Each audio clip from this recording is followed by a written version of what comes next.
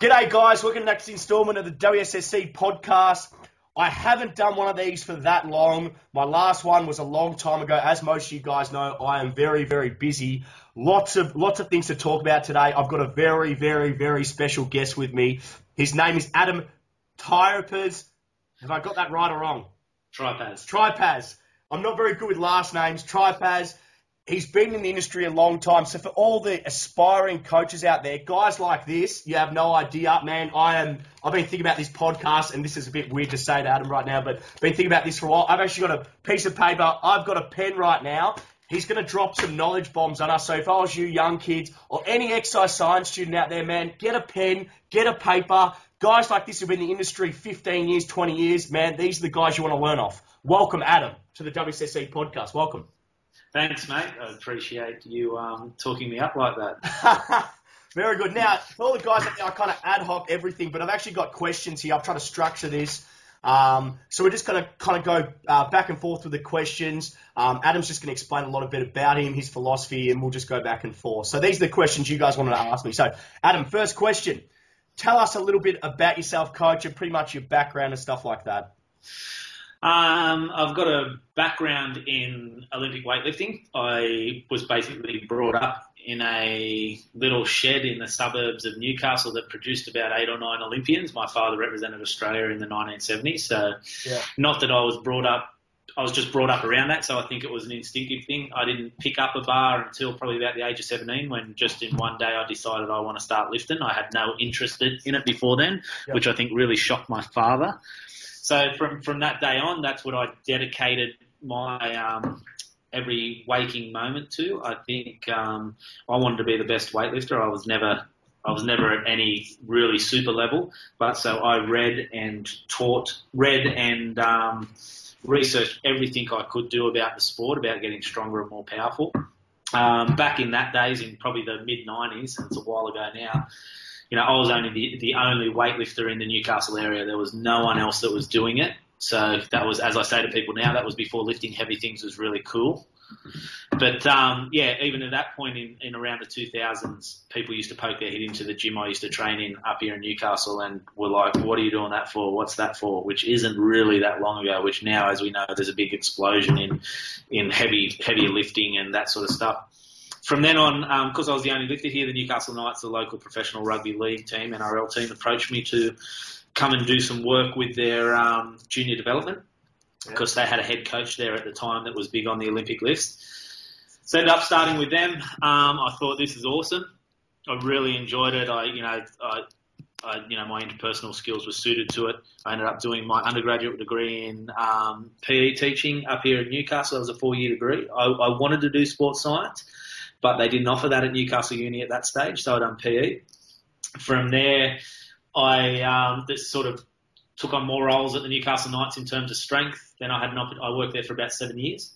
Then I had an opportunity to go to England in the Super Rugby League over there as a head S&C. I took that opportunity. I probably look back now, I wasn't ready for that opportunity.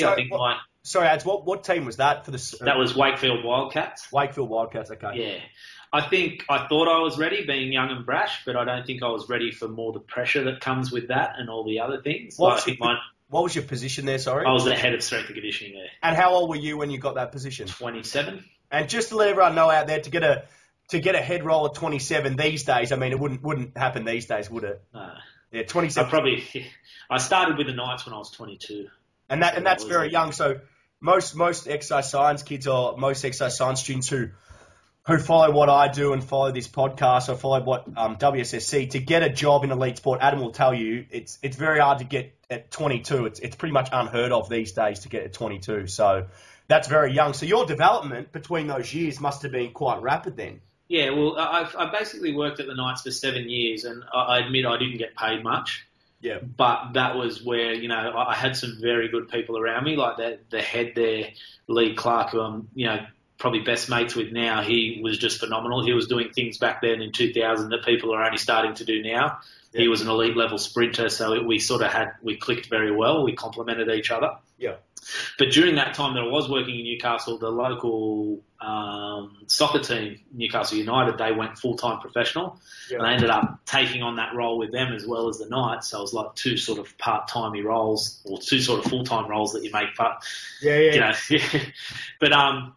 and I took on there as their conditioner and stuff like that, which was really good. Like, back then, it's interesting back then trying to do a lot of repeat speed work, introduce them to doing some strength work, and that was so foreign to soccer in Australia. Sorry, how long ago was that in soccer? That was probably what? 2001 to 2003. So that's a long time ago. Even these days, they're just finally coming into your repeat effort work and the benefit of strength and power for athletic performance. So back then, I'm guessing it would be even harder.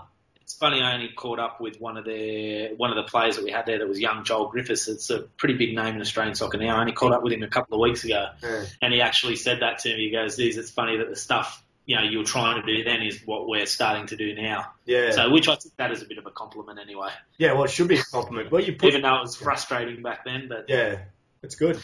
So, I went over to England, and it was probably one of the worst times I've had in the industry, but I look back now, it's probably one of the best times.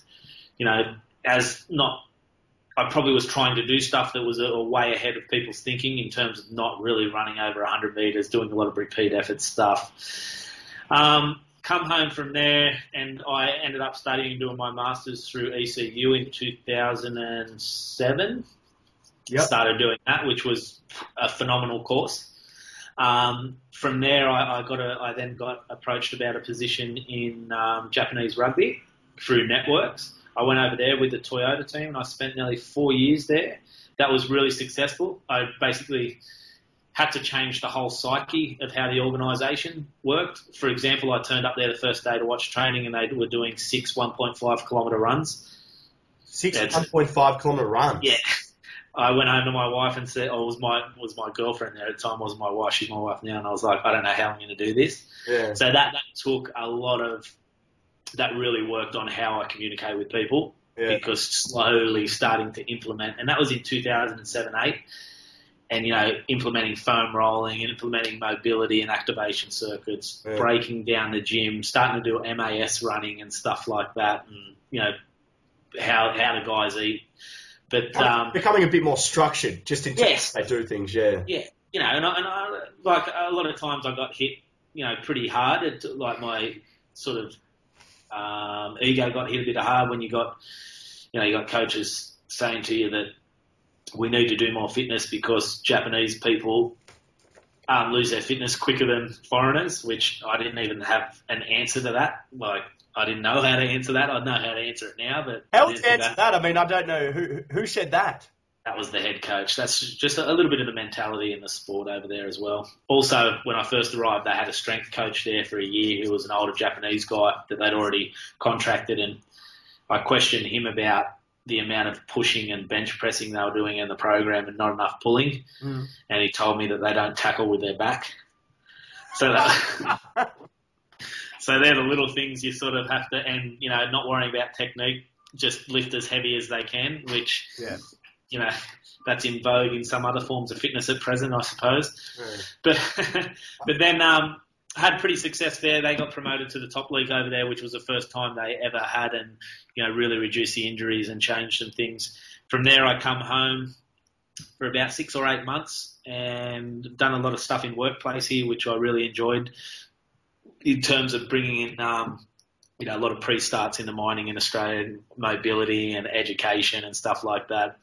And then I got my start over in France with Catlin Dragons Rugby League. So I went over there for a year. I was supposed to be there for 2 years, but I was not headhunted, but approached about applying for a position with Munster Rugby, which I didn't think I had any chance of getting. Yeah. And ended up, getting that position at the head of performance, which, people that know rugby, Munster's probably one of the most prestigious rugby clubs in the world. I spent about a year at Munster. I was supposed to spend nearly 3 there, but there was a changeover of coach after the first year, and unfortunately, I and a couple of others weren't in his plans. So, so that that's elite sport, though, isn't it? In a nutshell. Yeah. That's just you learn to deal with that. There's not much you can do. You need to I would rather have that out on the table than beat a club where that the head coach of the club doesn't agree with what you're doing, or you don't agree with what he's doing. It just becomes frustrating. It's not worth the time, because when you're at that top level of European rugby, it's a 24/7 job. It's a high pressure job, and you know, as much as you can, you take that pressure home with you. Especially when you've got a young family and that, they feel the pressure. They know when you lose, they know when you win, they know when things have happened. My wife knows that straight away, because she come from being a pretty high level gymnast as well, so she understands sport, the ups and downs of sport as well. So now I'm home now, just deciding. Been home since just before Christmas, deciding where my next move is, or what I'll be doing, which could be over to America or back over to France, or I think my wife is pretty much silently hoping that we stay at home, because we've got a 4 and 2-year-old boy, which I'm starting to get quite comfortable here at home, and got a few plans in the pipeline here as well. Awesome. Cool. Awesome. I mean, you can kind of see with your area, I mean, you've got a very extensive background. So obviously, depending what your next move, obviously anything you do, I'm sure you'd be successful at. You've pretty much gone through 3 questions all in one. You've done very well here. So we'll go to number 4. Number 4. This is an area which I'm interested in, but I think I already know the answer, but we'll see. We'll get you to answer it. What areas of physical preparation do you think you specialise or have an interest in?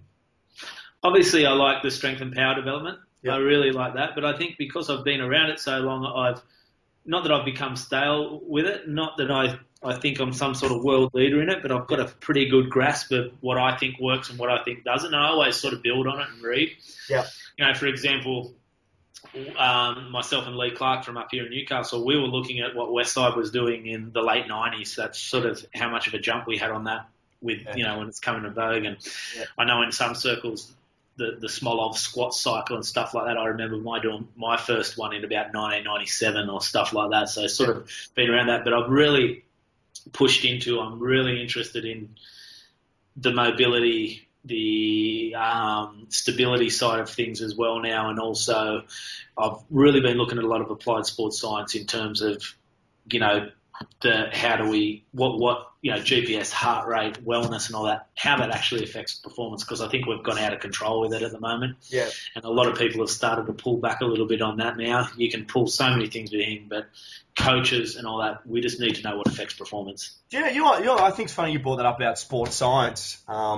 How everything, especially in Australia, see, I go to the States a lot, and I know you've been in the States a lot, and the differences in the ability to communicate and apply that information. So you and I talked before we started this podcast, and we both agreed that I think America are 10 to 15 years ahead of us in coaching, yet we're 10 to 15 years ahead of them in sports science. So I'm guessing if you could find that happy medium to where you can understand science and apply it, because I think you're right. Australia goes a bit overhand with all these GPS, all this objective monitoring, if it's like a testosterone, cortisol, creatine kinase, subjective wellness markers, stuff like that. I think we go a bit fucking over the top. At the end of the day, isn't it just a fucking tool in a toolbox?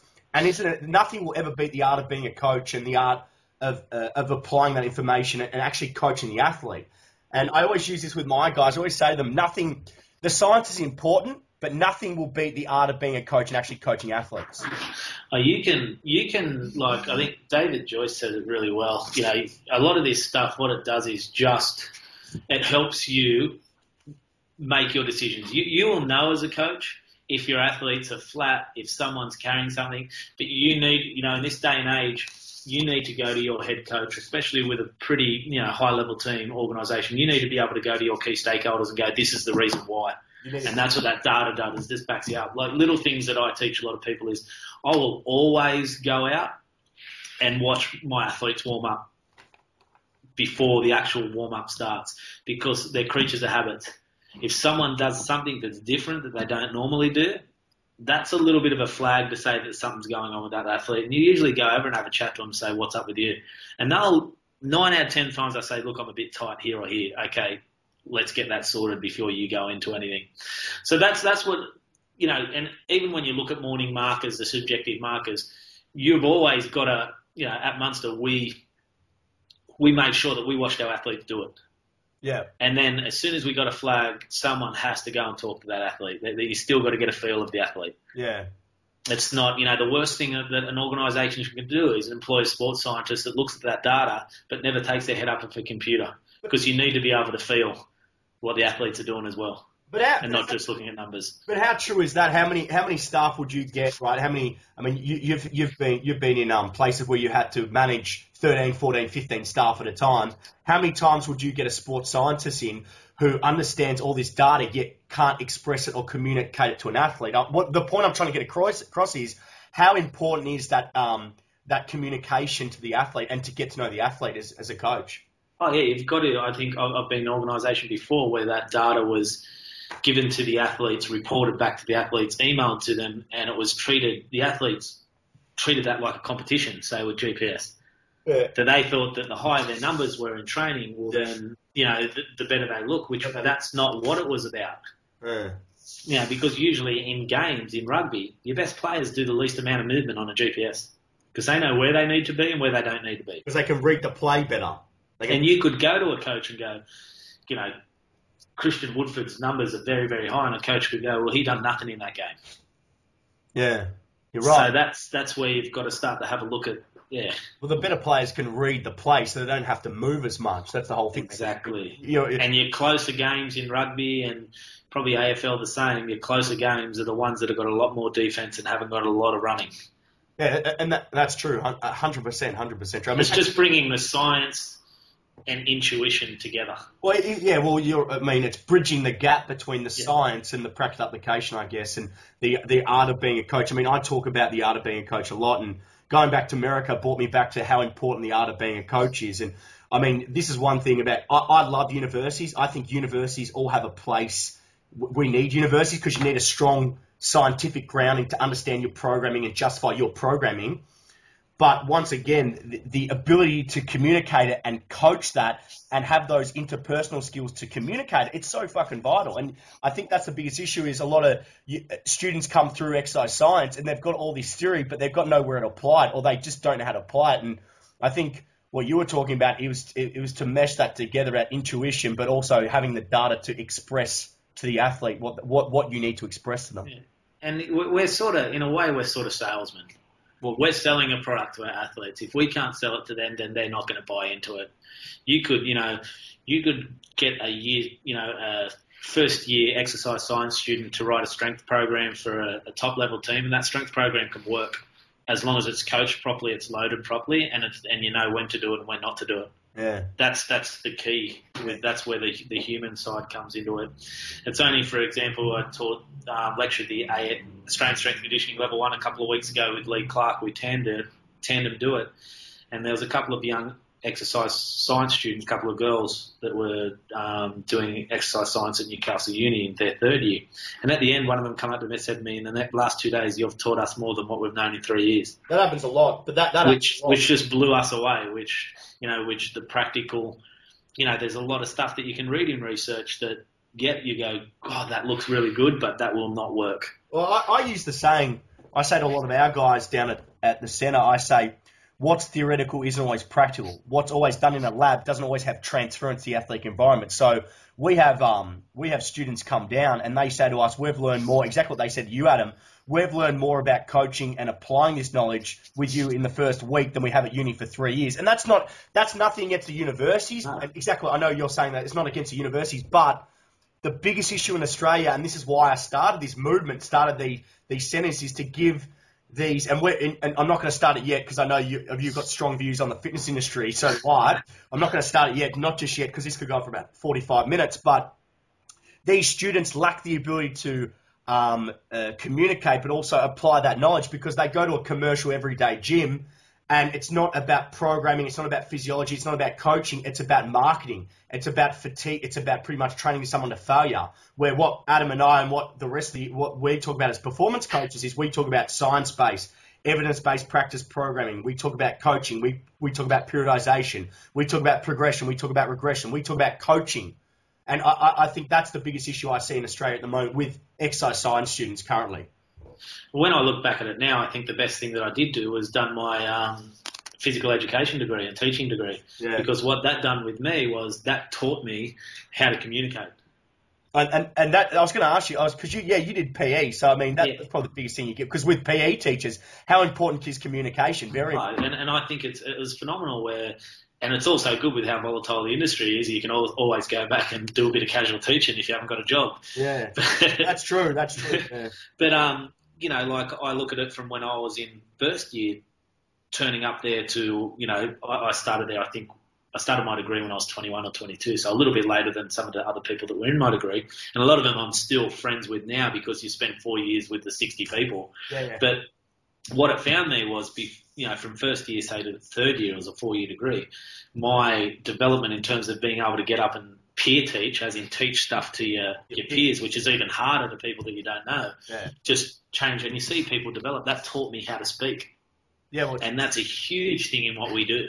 Well, what about in everyday life? What about another thing that I bring up with a lot of my guys as well is having presence, having coaching presence. I mean, you talk about being a teacher, getting up in front of your peers. How did that teach you to have that presence? So when we talk about coaching, you're the head performance coach. You've got to have that presence, but also going back to your previous point, which I really like that you brought up, was how important in terms of buy-in as well for them to believe in the program.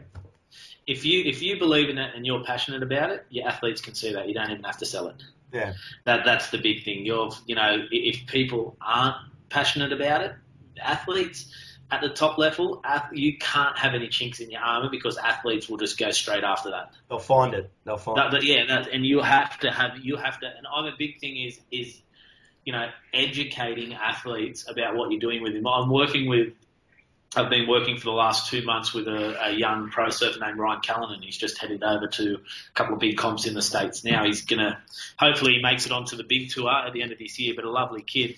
I've been doing some work with him down here in Newcastle in conjunction with Dr. Jeremy Shepherd up at the High Performance Surfing Unit in Australia, who I've had a lot of contact with, where they're starting to sort of change the game a little bit with surfing.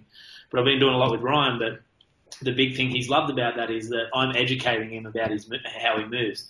Now, the stigma with some people is that if they're going to start doing weights for their sport, it's all about getting big and strong. But educating Ryan to say, look, I'm only getting you stronger for your body to be able to handle the stresses that you're putting it under the way you surf, because he's a phenomenal aerial surfer. Yeah. And then another young local kid, Craig Anderson, who is one of Quicksilver's big-time free surfers, he come in, and we'd done a session last week, and he was the same. He thought it was phenomenal, just educating how to connect, that we just get him a bit stronger in the legs and he can handle it. And, Craig's now, whenever I'm back in Newcastle, mate, I want you to do heaps with me. And that's just, you've got to educate your guys on why you're doing it. I can't stand when coaches go, just do it because I said for you to do it. I want an athlete that's not compliant. I want an athlete that questions me and says, why am I doing this? How's this going to help me? I don't want an athlete that just does everything you tell them to do. But don't you think, though, and I know if you go back to, for all these guys out there, go back to one of my podcasts with Terry Condon. Now, Terry Condon used to work at the ARU. He's now at Geelong Football Club. Very, very smart guy. Used to work at Richmond. Similar to what Adam just brought up before, you're kind of giving empowerment back to the athlete, aren't you? Because you're saying, okay, well, we want you to learn more about the programs. We want you to learn about why you do what you do. And if you give empowerment to the athlete, you educate the athlete, that's better for everyone, isn't it? Oh, definitely. You want them to question you. I've always noticed in sport where I think hopefully it does change, that the ex-players that usually go into strength and conditioning jobs are usually the ones that are vowed to as, they're the hard trainers. And I've always thought, well, do you really want the hard trainers, or do you want the ones that are actually going, why am I doing this? The ones that actually are thinking about what they're, why are you making them do MAS work? Why are we squatting? Why are we doing a neural charge type workout? But that's what you want. You want them to be able to question it, and for them also to get better from it. And that's the whole idea about what a lot of people kind of forget about performance coaching is we are secondary to the skill. We facilitate the skill. We are not the skill. If you beat them down, or they train too hard in the gym and they can't train, they're not going to get better at sport. What we do is redundant. I think that's a common issue, and I don't know what you think about it, Adam, but in terms of we're getting I think a lot of coaches kind of think they're the be-all and end-all when they forget we are secondary and the skill is the most important. Well, I think sometimes in our industry people think that they're way more important than what they were, and I've had this discussion quite a bit with the senior S&C of the Melbourne Storm, who I'm good friends with, Tim Rogers. We only had a discussion a couple of nights ago about that Tim's one of the smartest guys I know. He actually said that, where does there to, you let the skill take care of a lot of the stuff, where there's there to facilitate that. And I've always said whenever I go into a new organisation or work with staff that, with rugby comes first. Yeah. If we think guys are too fatigued or anything like that, we cut stuff from our program before we even go near the rugby side of things. Yeah.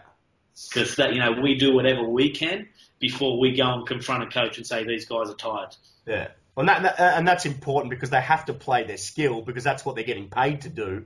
And that's the most important part is developing that skill. So for all the young coaches out there, for anyone watching this podcast, if you're an athlete watching this podcast, I think Adam summed it up quite well, is if you're going to cut back on anything, cut back on the gym first. Obviously preparation and athlete development is important, but you don't want to be cutting away from your skill. So if you're too sore and you can't train, you can't play the sport, you can't play the game the optimal, cut down on. You got to start looking about the extras you're doing. You got to be very holistic with what you're doing. So the sport, in my opinion, Adam's opinion, sport is priority over everything.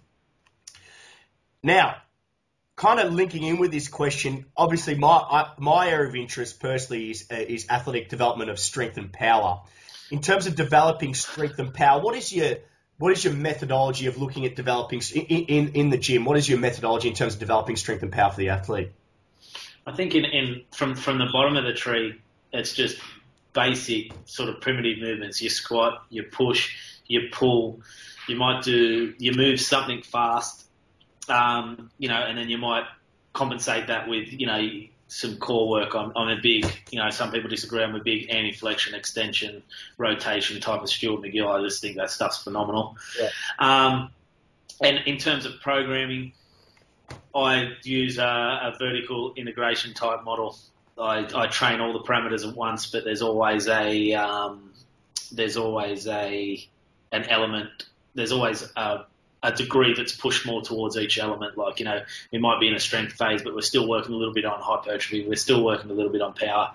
But to pull that back even more, I think it's like a long-term model. You look at mobility and stability first. Yep. Then you train strength and power. Then you train repeatability. So you're obviously non-linear, a conjugate guy. Yeah. Yeah. I'm a big believer in all that. I mean, I think that works more efficiently, especially for the field-based sport athlete who has to train multiple qualities at once. I think it's exactly what you said. I mean, if you're in even though you might be in a hypertrophy block, but you're still doing some sort of explosive work. You're still getting a strength stimulus through that hypertrophy block as well. And so, but you still can use some linear work if, with the surfers I'm working on now, yeah, definitely, because this stuff is so foreign to them that it's just a very slow process. And to be honest, we're not turning them into physical beasts because they can surf without the strength and conditioning side of things. They're phenomenal athletes, but we're just trying to make them, probably to reduce their risk of injury and trying to make them that just a little bit better, because you could never quantify what you're doing in the gym or what you're doing. You can never, how can you quantify that with surfing performance? But I think it's very subjective. Well, it is. Well, what we do is very, very subjective. I think what you said before, I mean, once again, it really comes back to the individual. I mean, exactly what you said. You've just gone, okay, well, I'm a conjugate guy. I'm vertical integration, so I'm training multiple qualities at once. But once again, you get in a 14, 15-year-old kid who's never been in a high-performance program, never lifted. He's a blank canvas. His window of adaptation is quite large. He could look at weights and get stronger and more powerful and quicker. So it kind of, I mean, everything we do, and I know what you do, is based off individualization. It's very specific to the individual and their sport. So going back to your example with the surfers, most surfers would never lift properly. And if they have lifted, they've done your traditional hypertrophy bodybuilding program, split part, isolation, slow movement velocities. With you, what you were talking about, we were, for everyone out there, Adam and I had about literally a 50-minute conversation before this started. And if you talk to anyone in this industry who likes talking shop like myself and Adam, we kind of go on tangent. We talk about different things. Adam was just talking about when he got his surfers in and really just educating his surfers on the importance of mobility, stability, activation, self-myofascial release. And what he was talking, what these surfers have seen, as Adam's explained to me, is they've seen improved performance, but they just feel a lot better because they've got better body postural control, body awareness, and neural control. And I think that's a big part of programming for any athlete. The first thing you want to do with any strength or power isn't always first off strength or power. Most of the first time is what you talked about, is get them into the process of self-myofascial release, activating dormant muscle groups that are down-regulated, completing basic primal patterning, kind of like your hinging, like your push, like your squatting, like your pushing, like your horizontal push-pull, your vertical push-pull, and a bit of core work. And then once they've got the foundation, then that's when you can start progressing with your programming. Once I don't know what you do, Adam, with your guys, but I work off a movement competency chart. So they've got to be movement competent. So take, for example, a squat, let's say a front squat. Can they hold thoracic extension? Can they control the negative? Can they stay tight on the box where they're not getting that lumbar flexion? Can they drive up quick? Can they exploit the shortening phase? I mean, that's stuff we do. What do you do with your guys in terms of movement competency and in terms of progression? Yeah, I think it's having a look at them, having a look at if they've got any injury history. For example, Ryan, that I'm working with now, he's had a couple of, because he's an aerial surfer. Yeah. He's had some knee problems and all that. And I spoke to Dr. Shepherd and said, look, I'm just going to pull him back on front squats and just starting to get him goblet squatting. So he's not, moving forward. He's starting to move back and things like that. And obviously, just a simple, I do like the FMS, but I've sort of come back about just doing a simple active straight leg raise with Ryan and then getting him to connect his anterior core and do it again. We found about 30 or 40 centimetres more range. So I was like, so now whenever he does anything, he has to be cued to connect.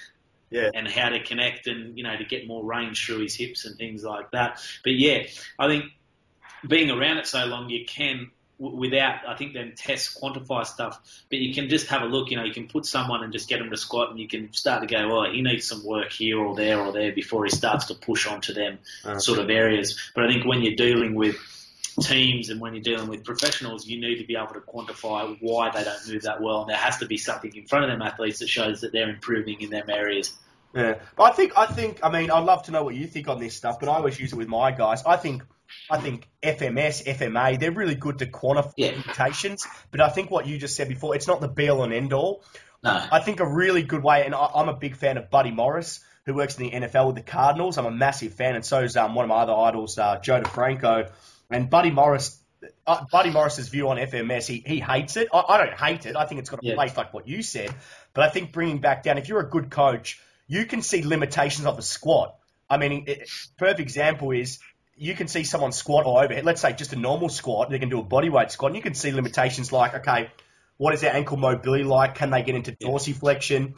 Are they getting valgus angulation? So can they use their glutes can they get their torque through their hips? Torque is just rotational force. So can they get that torque to activate their glutes? Can they keep their trunk in a nice upright position where they're creating more thoracic extension and a tight lower back where we're keeping neutral? Can they, stuff like that? That's a real easy way to see any limitations. And if you're a good coach like yourself, being around for a while, you can see that.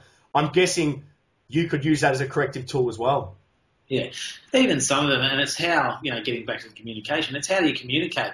If someone's squatting, you might be able to give them a little cue of where their gaze is. It might fix up 3 or 4 things. Yeah. And that's the thing is what we've got to realise, and that's what a lot of younger people that I mentor have got to realise is that when a group of sports scientists talk together, someone that doesn't know much about sports science will not know what the hell they're talking about. Yeah. So and that's how athletes are too. You've got to talk on their level. You can't bamboozle them with mumbo jumbo and technical jargon. You've got to put it on them. Look, if you do this, what we're trying to do is get more movement through this part of your back because that's a mobile joint. Yeah. It's true. It's got to be very simplistic, and it's got to be able to. You got to convey the message in the most simplest terms that the athlete can understand. I'm guessing. Yes, definitely. I'll get you while I'm here because you just brought up quickly about you mentor some aspiring strength and conditioning coaches. This leads me on to my next question. So we've got really good flow. What advice? Normally I don't get flow in this. What advice can you give to aspiring strength and conditioning coaches? Be a pest. I was a pest, I think, when I was a younger strength. Just, I look at it now. And when I look back now, only reflecting on this last night because I knew I was talking to you today, is I spent time with bodybuilders. I spent time with sprinters. Obviously, I was an Olympic lifter. I spent time with powerlifters. I spent time with people that were doing strongman. I've spent time with triathletes. You learn all this different stuff for all that and start to put that all together. Find a mentor that is proven, that has worked at the top level, that's got a high level education, that can, that you can bounce off. There's so many people that I think if you find someone that isn't interested in helping you, then they're not worth a grain of salt. But majority of people that are at that level, if you reach out to them, they might take a little bit of time to get back to you, but people will get back to you. On saying that, on the other hand, sometimes when you are working at the top level, you are that busy, it's not funny, like at Munster doing 14 to 16-hour days every day. But just keep learning. Never think that you know everything. And never go out of your scoop. Never think that, even me now, if someone come up to me with an ACL, the first thing I'd be saying to them is, I need to talk to your physio first before I even touch you. Don't think that, I can rehab an ACL. That's the thing. Don't go out of your scoop. Start to learn. Focus on what you're enjoying and get that. You can't be an expert in every parameter of S&C. You can't be saying, I'm an expert in conditioning, I'm an expert in strength, I'm an expert in power, I'm an expert in sports science, I'm an expert in this. The best performance managers surround themselves with the best people. I think, you just summed up what I felt. That little snippet, what you just said, first of all, going back, the fact is you've got to if you want to learn off someone, you've got to annoy the shit out of them, I think. Yep. I mean, even for me to try, and you and I, we've been wanting to get this up for how long do you reckon? Probably about 4 months, 3 months. Yeah. So I've annoyed him, he's annoyed me, we've gone back and forth. For me, I love talking to the guys who've been around a long time. I'm learning already off Adam, and just to hear his views. And you know what's funny, Adam, I think you can agree with me on this, is you could talk to, let's say, 40, 50, 60, you could get a vox pop of 60 strength and conditioning coaches. And the funny thing about those 60 strength and conditioning coaches, I always use this with my guys, success leaves clues. And what I mean by that is the basics always stay the same. So you and I might have subtle differences on how we coach a front squat, how we coach a clean, snatch, or jerk, but the foundations of every program stays the same. And I think that's one thing you can agree with. The basics will never change. Yeah, no. And as I think I spoke to you before, when people have ever come to look at my programs, people always wanted to come and have a look at what Munster were doing. Yeah. We had a Munster strength and conditioning conference where 180 people come to it just for a day thing where we spoke about what we'd done in the program. But when they come into the gym, people would be like, is that all you do? And I was like, yeah, that's all we do, because we keep it very simple, but we do everything is absolutely perfect. There's no room for error. No one, I think I read a quote from Robert Dos Remedios the other day where he said that, in the gym, we're trying to get better for our sport. Why do we try and chase weight sometimes and limit our technique, which will have a detrimental effect on our sport? Well, you're going to create negative motor patterns, and when you integrate the skill, you can't express that skill effectively. Yeah, and that's exactly right. And I think getting back to what we spoke about with the young coaches is, there's a young coach here that myself and Lee Clark, a lot of people in higher level sport in Australia know Lee Clark. I can't say enough about him. He's probably, in terms of S&C, he was way ahead of the bar in Australia, but always sort of stayed in Newcastle in the area. Just wait, before you start on that, just for everyone out there, write this down, because I got a lot of exercise science students who follow me, especially a lot of you're from Newcastle, aren't you, Ad? Yeah. I've got about a lot from Newcastle, so write that down. Lee Clark. Write that down. Lee Clark. Sorry, go on. And he's a lovely guy as well. And, he's probably mentored me the same, that, we'll give anyone whatever they want. Like, if anyone wants any help, we'll help them out. Yeah. But, a young guy that we've mentored here, which I think he's the perfect sort of guy, and I really hope he gets his start in the industry, a guy called Matt Toohey. He's done all the Exos courses, got his master's degree, still working a little bit in amateur, but starting to build up there. He's just the kind of kid, he's only young in the industry, but what we really like about him is he knows when to speak and he knows when to not speak. Yeah. He will express his opinions, but he won't express his opinions as in, I'm young, I'm brash, I know everything. And, hopefully, I think he's going to be doing a little bit with Exos in Australia, which is awesome for him. So he's another one up in the Newcastle area, and I think he's on the Central Coast. Matt Tui, he works with at Soccer Specific School. He's a phenomenal S&C. Well, there we go, Matt Tui. So if you're listening, Matt, I hope you're listening. One of your mentors had your pump up. So there we go. I just, going back to your original point, I love how you said that don't think you fucking know everything. Stick to your area. I mean, my personal area, I did my honours in neuroscience. So anything to do with neurological adaptation, neuromuscular adaptation to strength and power, I believe that's my area because I've learned off guys like that. I think I'm a little bit rehab as well, but at the same time, I don't think I'm the mobility guy. I don't think I'm the conditioning guy. I think what you brought up before is I try and get the right people in the right areas to make me better and learn. I'm always going to learn, but for all the exercise science students watching this podcast, Adam summed it up quite well. Don't think you know everything. If you think you know everything and you got your head up your ass, that's where you're going to be found out. It's funny. I've been in this industry 9 years, and I've worked with a number of elite, sub-elite, or amateur.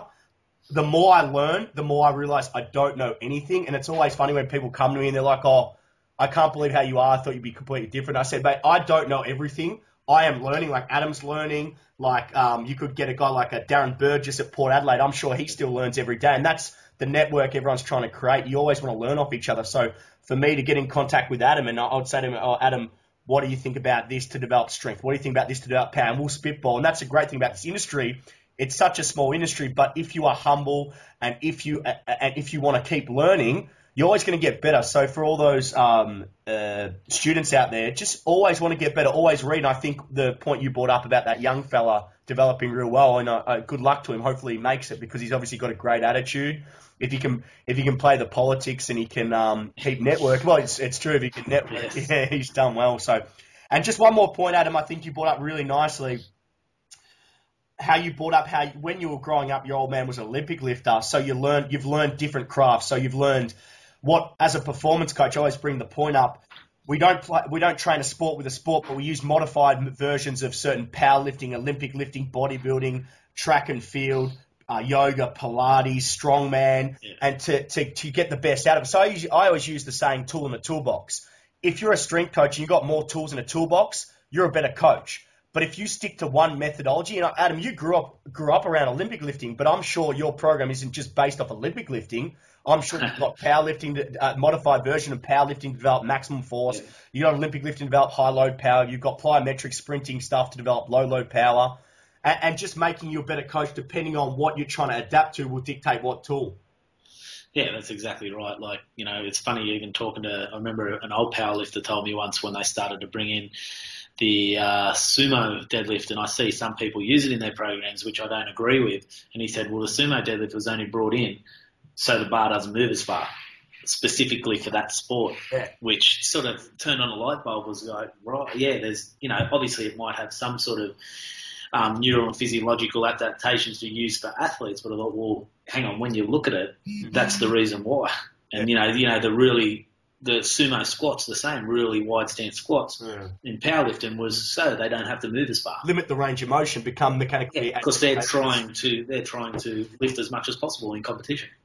100% true, 100% true. Now, one of my favourite questions. Now, look, this question I know we're going to go on this tangent with fitness, but let's see where we go with it.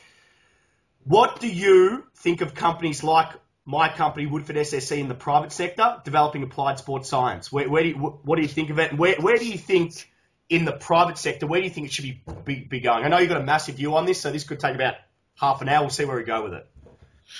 Can you just repeat the start of that again? So what do you... Sorry, mate. That's right. No, it's fine. What do you think of companies like my company in the private sector? And what do you think other companies have to do to develop this industry?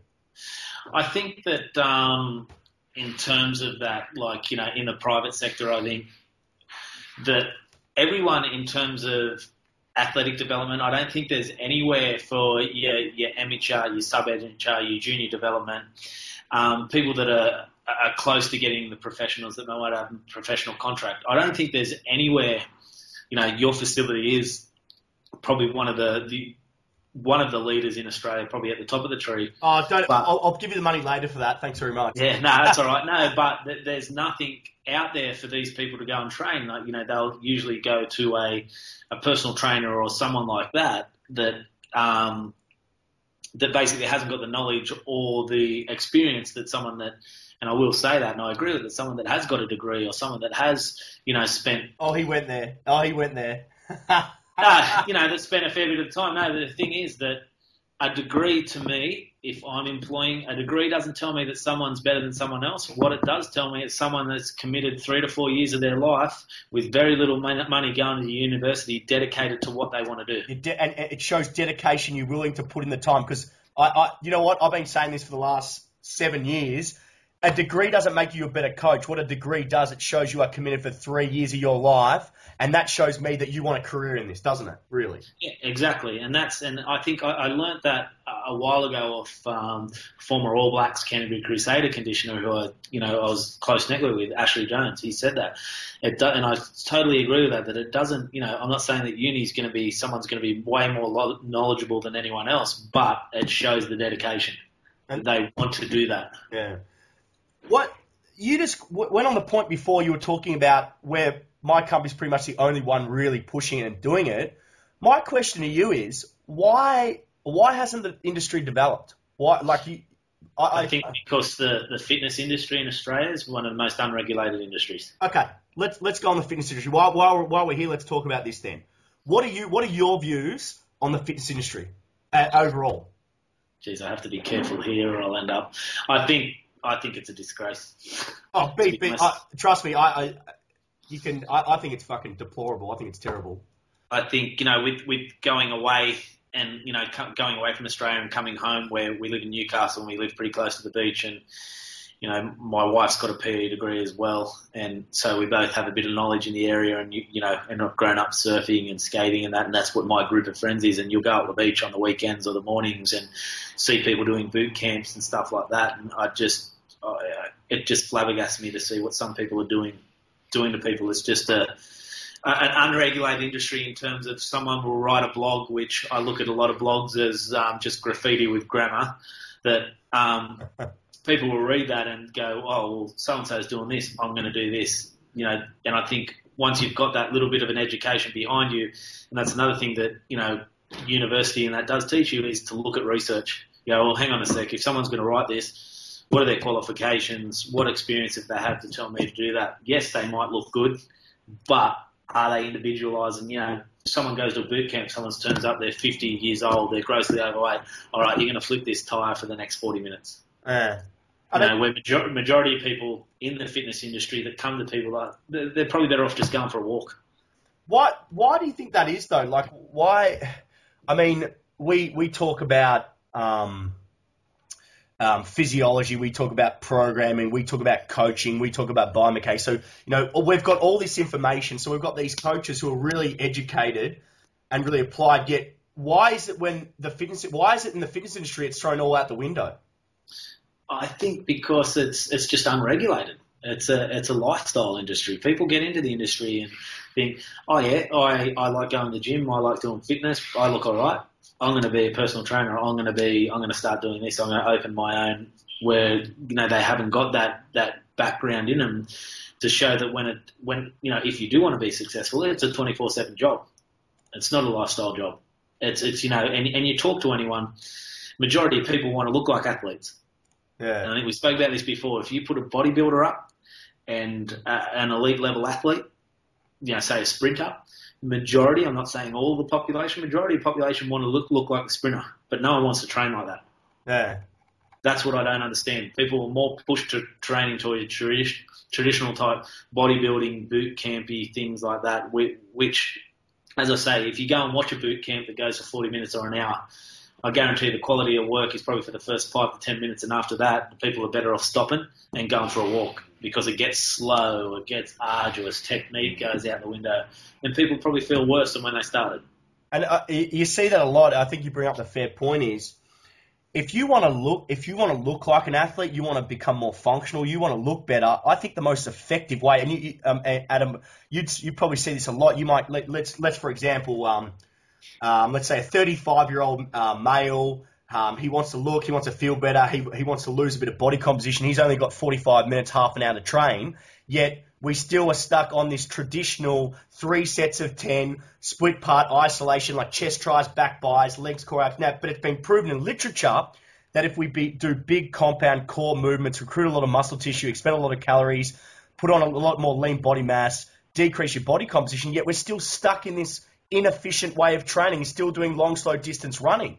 And we're fucking in the year 2015 where all this information is readily available. Is it because we're a creature of habit? Are we too scared? Like, I'm trying to change this where we're trying to push this information out for athlete development, but I know your passion as well with mine is developing the fitness industry as well. Is it because we're just a creature of habit? Is that it? I think the education isn't out there, and I think that's what, people, I'll talk to people about my time at Munster, and even when I was, doing some lectures in Workplace last week, where they're regarded as a ridiculously fit team in all aspects. That's not because of me, it's the culture of the place. But I'd say to people, in a 12-week preseason, how many fitness sessions do you think they do? People would be tossing up 10, they done 2. 2? They had 3 days off. But everything they done every other day was ridiculously quality lifting, quality speed work. To do a total of 3 minutes of speed work, they'd probably do an hour of preparation for that. Yeah. So everything, and my big thing with general population, if you can get someone to move better, they'll feel better. If they'll feel better, they'll move more. And it just keeps going around in a circle. And I think that's the big thing. We're not making, people will go and do a boot camp twice a week, get the shit kicked out of them, and they'll probably do nothing else because they think that's enough. But how true is it that most people think an effective session in Australia is you even let's say even the junior athlete, without even going into this, but most athletes and general population think a good session is based off one of 2 things. 1, did I get muscle soreness the next day? Did I get DOMS? Number 2, did I get my heart rate up? Am I sweating in a pool of blood? Have I been flogged? Did I throw up? Now you like I know, throwing up's just catabolic. That's just your body being catabolic. We don't want that. We want to be progressive. It's about stimulating, not annihilating. But for some reason, everyone thinks a good session is, well, let's not have any progression. Let's flog the shit out of you. Let's hope for the best, and let's just put everything together. And that's the biggest issue I see in the industry at the moment. Yeah, and I think it comes from social media and mass media where, your shows like Your Biggest Loser and stuff like that where, I've always said you give me someone for 8 or 10 weeks and put them in a house where you control everything for them. You could have them into a pretty phenomenal type athlete. And also, like you look at them sort of shows and it's pure entertainment. And that's what people need to realize is that, what would happen if we put 10 anorexics in a house? And we put it on TV and we force-fed them and we made them cry if they tried to exercise. Society wouldn't have anything to do with that. Yeah. It's just on the other end of it, that would be immoral. It's just on the other end of the spectrum, but people are happy to do that. And there is some people making some big money, huge money out of this stuff, and it's just crazy. We're killing people. And I don't think people understand what it's like to feel good. I think the funny thing about it, I use it all the time, and I say it to the people who follow me and follow Woodford SSC, and I always say it, fitness isn't about fitness anymore. Fitness is about sex. Fitness is about something other than fitness. Fitness to me is about exactly what you said, moving, feeling better, understanding the science, physiology, biomechanics, anatomy around what we do and why what we do. These days, it's more about, okay, well, Adam, you've got a degree, you've got a master's degree, you're educated, yet because if you've got no Instagram followers, no Facebook followers or you don't look a certain way, that means you don't know what you're doing. So I'm going to follow this guy who's got 1 million Facebook followers. He's got 1 million fucking Instagram followers. All of a sudden, this guy knows what he's talking about, yet a guy like you who's been in the industry 10, 15, 20 years knows what he's talking about. Well, I'm not going to see this guy because he's not selling bullshit, but I'm going to go see this guy who's real shredded. He's a dumb fuck. He's got no idea what he's doing. Sorry, mum, about my language. He's got no idea what he's doing. And this is a common issue, mate. And this is a common issue anyway. Let's forget about personal training, but this is a common issue in the private sector for junior athlete development. Now, in my opinion, I think you and I, as a strength and conditioning coach, we have more impact on a junior athlete's career than we do when they're older, because when they're young, their nervous system is quite plastic and adaptable. If you fuck them when they're younger, they're in trouble. And I'll ask you this question because you would see 18, 19, 20-year-olds coming through professional sport. How many of these kids lacked basic mobility. How many of these kids lacked basic strength? What issues did you see with these kids? 90% of them, if they hadn't been in the system. Okay. If they hadn't been in a professional system from when they were younger, 90% of them don't know how to move, don't know how to control their body at static. And then my argument is that if they can't control their body statically, like doing a lunge, how do they control their body when they're at speed? And that's true, but think about from your point of view, you're the high performance manager. And unfortunately, it's the world we live in. But your performance is based off wins or losses. I know they won't say that, but you know that.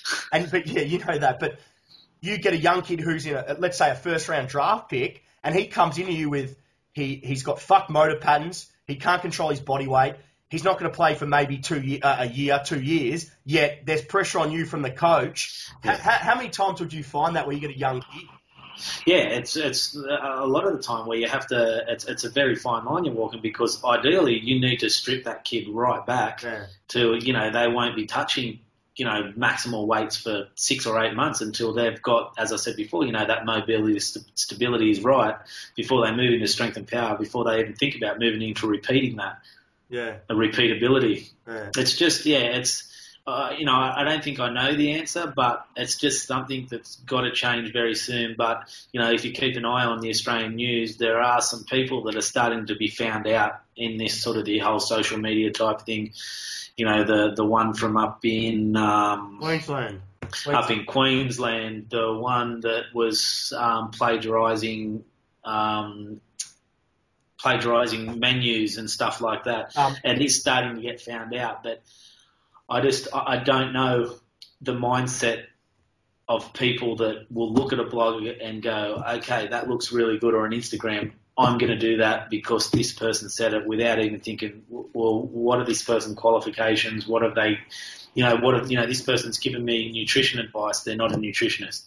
This person's giving me movement, nutrition, all this sort of holistic type stuff, but they might have only been in the industry 2 years. Mm. It's just, it's kind of scary, and I think that but I think that if you're dealing with junior athletes, if you can show parents where you've got that's university qualified, got a master's degree, got runs on the board with athletes before, got maybe runs on the board themselves, which isn't everything as an athlete, compared to your standard stock-of-the-mill Instagram personal trainer, the parents are smart enough now. I think we're getting smart enough to go, well, that's the person that we should be going with. But I don't think it's out there enough yet because, as you said, it's taken over by these people that are, basically just flooding Instagram and things like that, or blogs. To me, when you're working in sport, and as you know, with your own business, if you've got time to be blogging every single day and writing all these really long things and all that, what are you actually working? Are you coaching? You probably don't know the art of being a fucking coach. I've got this time now. After this, I'm straight back to coaching. You understand how, especially when you're a coach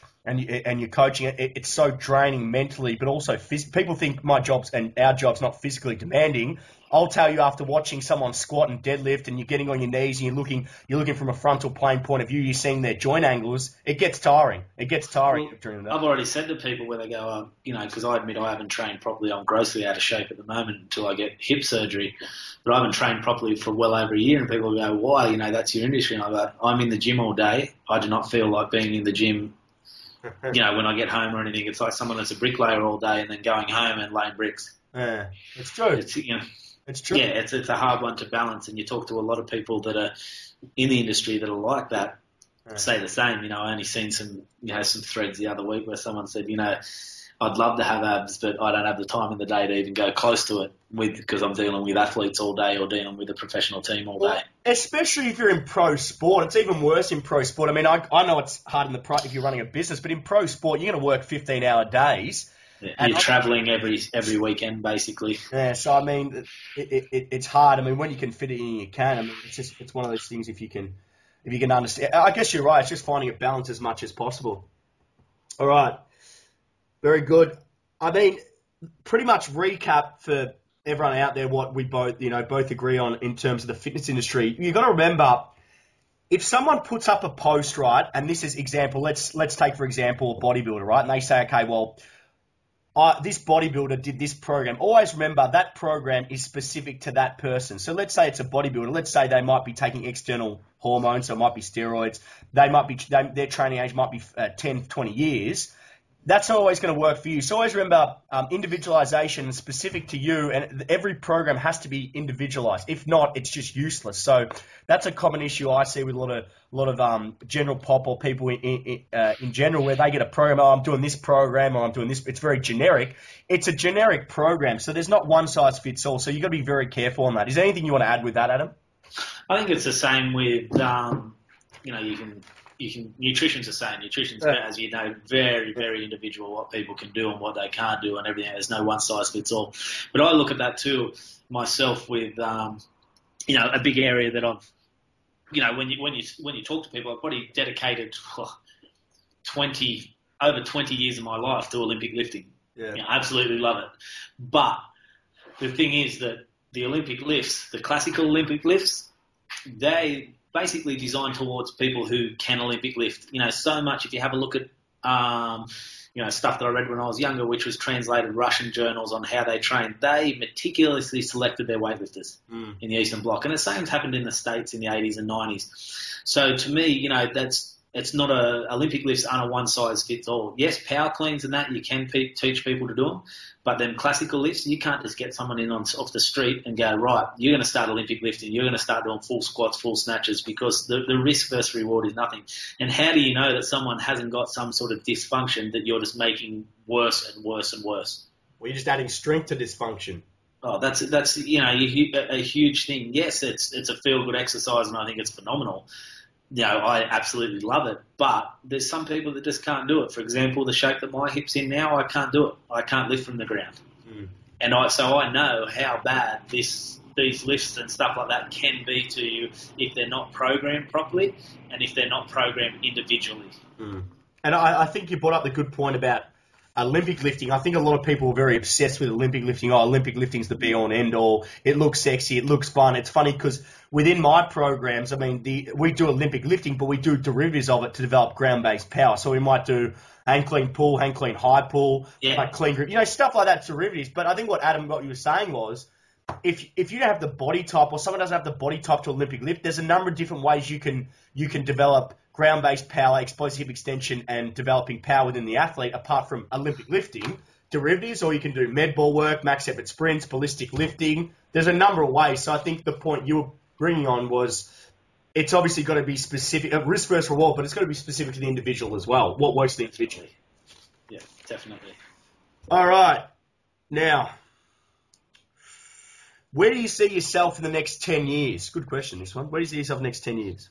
Wow. I wrote next to it old. It was a joke. I was supposed to laugh. I'm getting on too, so there you go. Yeah. I really, at the moment, I'm at a bit of a crossroads. Like, I have got an opportunity to go to pro sport, and I think that's still an itch, especially in America, that I want to scratch. But at the moment, having a young family, I've got a 4 and 2-year-old boy, and we're back at home in Newcastle around our friends and our family and things like that, that I'm starting to get very comfortable here. And, like yourself, I see a huge market and a huge potential. I don't like saying the word market because I think market goes towards money, but I think there's a huge needing for evidence, sports science-based coaching and training of general population and amateur athletes in this area.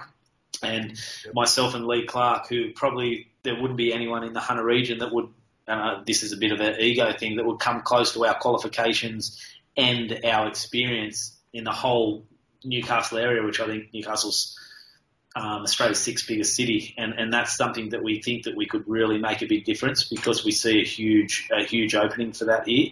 And all my life I've wanted to have my own space, and I think that me and Lee are pretty close to organising that and coming together, and we know there's people that we've spoken to have actually been blown away that we're going to get our heads together to do this. So that's so really the next 10 years, I don't know, I can't say. But I still will be in the industry. That kind of touched on my next point. Tell us more about any projects you're working on. So the project for all the viewers out there. So the project you're considering is opening up your own space. Yeah, starting to get it out there and getting people in and using, screening them, individualizing programs for them, giving them some sort of, where they can see their 4-week program online, where they've got their, all their testing results are on there. To me, why not have a middle-aged lady come in off the street and take them through some testing and show them, look, this is where you are, this is where you can be in terms of their movement and stuff like that. Educating people about, I think something that massively works is having a 10-week program, one night a week, having people come in and showing them how to foam roll, how to trigger point, how to mobilise, how to activate, and even an office worker making them walk out like they feel phenomenal. Yeah. I think there's a huge market in that. I think the problem now is, as we touched on before, people aren't getting that education with the fitness industry or the sports training industry now. There's nothing like that. I think because we have worked at the top level, we see the value of, doing that at more of the ground-based level. Yeah, but it's true. I mean, if you can educate, and you're talking about Newcastle being the 6th biggest city. I mean, if you can educate, you can create such a difference in not only function, but just everyday movement and they're feeling better, because the whole thing, exactly, I like what you said there about they can come in, they've got a 4-week program, we're going to assess them, they're going to see their progressions, we're going to retest them so they can see they've improved in whatever capacity we said we're going to improve on. It's not about flogging them, it's about control, it's about education. I love that. And if more, I've always said to, with my second facility opening up in 8 weeks, so there's for all you guys out there, 8 weeks, my second facility opens up. I said to Adam when we were off here, I would actually come down to it. People get me wrong. I actually share a lot of my competitive stuff that are my friends because I want them to do well. Because think about it this way, the more people open up centres like Adam's, like my mates, the better it is, because we develop the industry as a whole and more people actually understand what we're trying to do. So I would, to hear stuff like that and to know that, 2 guys like you are opening up a centre like that and 2 very guys in high level. For all you Sydney guys out there, man, I would be, for any athlete watching this, if I was in Sydney, I'd be going to see this guy. Straight off the bat, I'd be booking straight away. I'd be getting off the phone. I'd be emailing. Oh, man, seriously, I want to come down there. When you open up, I'll be coming down. I'll be picking your brain. I'll be watching how you do things, man. That's how we all learn, dude, because I think that's great. So from my point of view, I'll be pumping it up. I hope to see a lot of you Sydney athletes down there. I personally hope to see a lot of my followers actually message Adam, because Adam's a really open guy. Hopefully you don't piss him off too much like I did. Anything like that. So I mean, I think it's great. People always ask me, what do you think about this industry developing? I think more centres that open up with guys who are university educated, masters, undergrad degree honours, and who have actually results in their coaching, I love it. I will push them to the 10th degree because I think it's great. Because we need more people like Adam, more people like the guys who've been here for 10, 15, 20 years doing this, because it makes us all better. Now, when are you coming down to WSSC? And I wrote, ha, ha, ha. When are you coming down to WSSC? I'm waiting for you to send through my flight tickets. Well, I told you, I said to you, we're doing, this is for all the guys out there, we actually got a project on. And the project is we're actually doing a conference down at the new WSSC, and we're getting a few guest speakers. I'm trying to work on getting him, so it'll be pretty good if we can get him down there. So hopefully we can work. So hopefully when he's free, because he's got very young kids. So anytime I can get you down, man, it'll be a privilege. Nah, I'll be down there soon. Don't worry. Good man, good man. Now, last one. Closing comments. This has gone for an hour and 7, but I've loved every minute of it. Closing comments. Anything you want to say to all my viewers, anyone out there watching, this is what you've got. The floor's yours. Go. I think to all the young aspiring people there, it will be hard. Don't give up on it. We have probably brought up a lot of negatives in the industries, but there is a positive. It's the only job that you have that you're excited to work on on the weekends, working in professional sport, go and watching your team. I know in Munster in front of 60, 70,000 people, and you're sort of on the sideline there, you're warming up teams. There's no better feeling than that. But you enjoy the highs and you enjoy the lows. When your team's losing, the pressure is on you, and you do take it personally. If you don't take it personally, you're not passionate about what you're doing. Yeah. You get paranoid about injuries and things like that. But also, the big thing is just, we want to educate and we want to make people better. We want to make people move better. We want to make people feel better. We want to make, educate people so they actually know what we're telling them to do and how that's affecting their body and why that's affecting their body. But the closing comments is I think the industry will change. As I said, people are starting to get found out. I think there's going to be a shift back around to this. And just to be very, very wary of these internet trainers or gurus that have their own self-certification courses and stuff like that, because if I was working in pro sport and you want to be in pro sport and you've come up with some person's self-certification course, that means nothing to anyone. That's what you, and don't go out of our scope. We're S&C coaches, we're performance coaches. We can't cure cancer. We can't do stuff like that. What we can do is just make people feel better, make them move better, make them better at their sports and stuff like that, because the psychology does come into it as well. I think you brought up a very fair point. I mean, at the end of the day, our job is quite simplistic. We use science, we apply it practically, we help people move more efficiently. Overall, we improve performance. And I think that's the most important thing to get from anyone you talk to is if you can make someone more efficient and you can integrate with whatever they do in their life, be it sport, be it everyday life, and they can move more efficiently and they're more functional, they're going to feel better about themselves anyway. And if you can use science and you can justify everything with a science and art, I think you've got a long way to being a very strong performance coach, strength and conditioning coach. And I think that's the most important thing about it. Anyway, Adam, I just want to thank you on behalf of WSSC and ChristianWoodford.com. Thank you very much for coming on this podcast. I mean, for me personally, I've taken a lot. I do message you a bit, and I really do appreciate you. You're always open with what you write back. You might, like me, you might take a little bit longer to reply because you are busy like myself, but you always do reply. So I know you got a young family, so I really do appreciate it. As with all the guys who have been in this industry a long time, I really respect you supporting what I do in terms of the industry, and you really getting behind me. So from the bottom of my heart, thank you very much.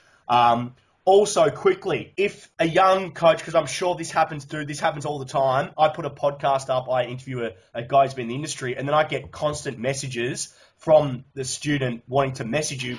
Where can they get in contact with you? Probably the best off would be through email, adam.trypas@gmail.com, so which you can probably adam.trypas. Adam.trypas. Trypas. Trypas, at gmail.com. Gmail.com. So any aspiring coaches, just email them through. I'm sure I'd be happy to answer any questions. Other than that, guys, thanks for watching this podcast. Hopefully you got a lot out of it, and I'll see you soon for the next one. Thanks, guys.